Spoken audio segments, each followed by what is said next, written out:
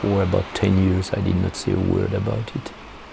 It took 10 years to start really speaking about what happened.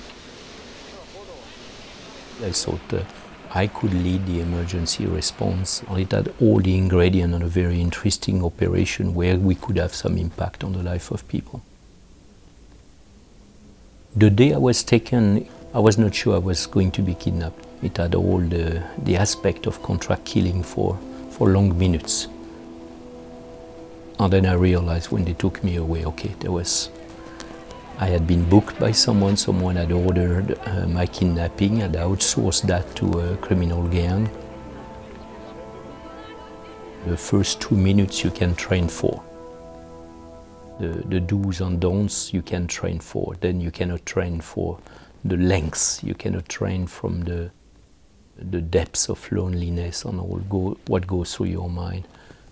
For 12 days I was interrogated every day for 45 minutes, the duration of a tape on a tape recorder, and got blown on the face, teeth broken, nails broken, I mean all sorts of physical violence. But somehow retrospectively that was the easiest part, in the sense that violence was a form of a dialogue, a totally unbalanced dialogue of power. But there were questions, there were answers, there was some human interaction. Whereas most of the time I was in a dark cellar, 15 minutes of light per day, and was nothing. When you are in total darkness, you start making up images, colors that are lacking. You lose sight of the reality around you. At some stage the brain goes very wild. Il est 20h30, Vincent Cochetel, fatigué, amaigri, retrouve enfin les siens. I mean, the whole release was violent. First step of reintegration where I came back, was put in the maternity section of one hospital under a fake ID in order to avoid media pressure. So I was surrounded by pregnant women, and it was a funny feeling of a new birth. Accompagné de son épouse Florence, Vincent Cochetel, lui, a été emmené à l'hôpital en observation. Des médecins, des psychologues l'attendent. Il reste maintenant à affronter le traumatisme de la détention. I could see my wife and kids 30 minutes a day.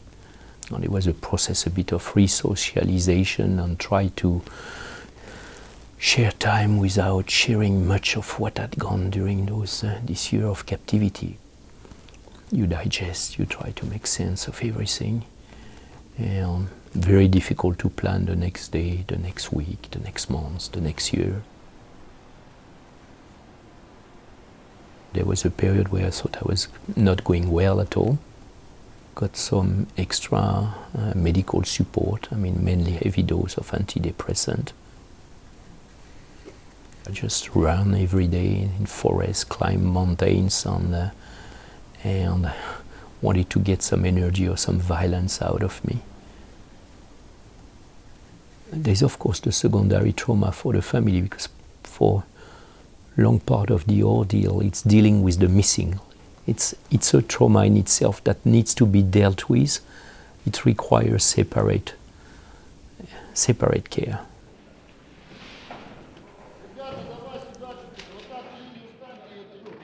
My organization thought I was not fit to work, so gave me an office, actually in the underground of a building.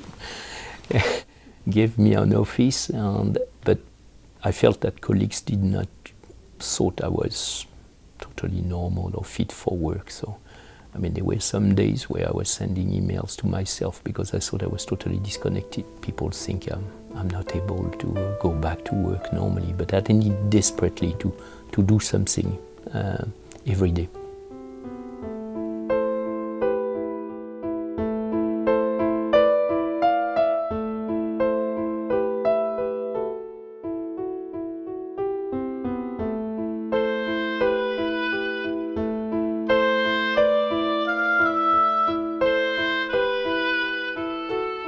It's not one session, sometimes it's over years only that people open up. Unfortunately, it's not only short term. I mean, there is, let's say, I would say, a standard package of assistance, of trauma relief that you can provide to a torture survivor, and that's useful on the medical side, on the psychological side, on the environment, the family, and all that. So I think there's a standard package, but then you need to, over time, to keep in touch and see whether there is no relapse. It's also important that beyond the provision of formal care and structure care arrangement, you have also peer-to-peer support. People who've gone through the same experience, talking, sharing, and just listening, just be there.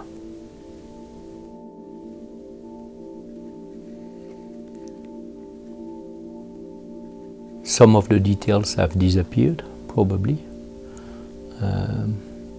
but a couple of smells, couple of noises, or a couple of situations like total darkness in a parking lot or in a cellar and things like that, and it's just under the skin.